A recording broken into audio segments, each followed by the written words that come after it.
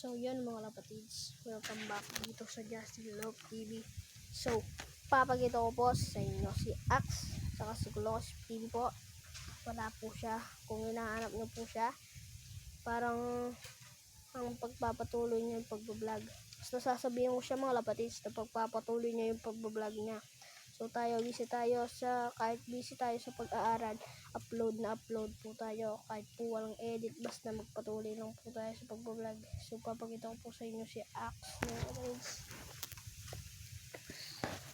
Yan po yung kulungan, munting kulungan po yan. Ayan po, dito po natin siya ginabit.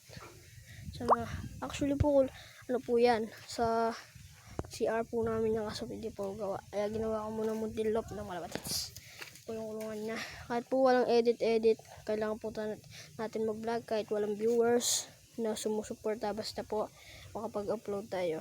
No? Ito nga pala si Axe na malapatits. Yung liig na po naglulugon. So, gusto nyo pong makita ng liig na. Wait lang.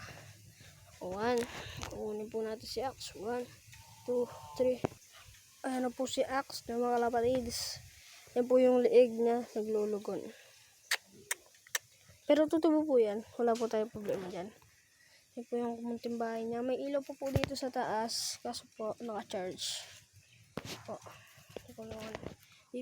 Babalik na po natin si Axe bago po kayo bigyan ng konting montage.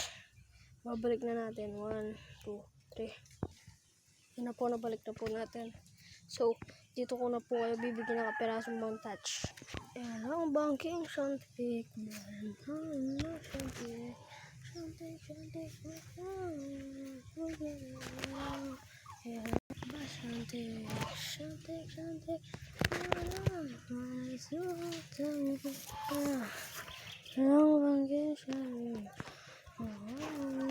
So, yun po ang kapiraso ng montage.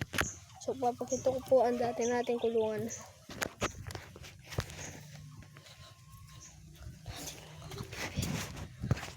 Yan dati nating kulungan. Pambreeder po natin yan. Hindi po natin linalagyan daan. Pero lalagyan na natin kasi may kulungan na yung kabibi natin mga kalapatids.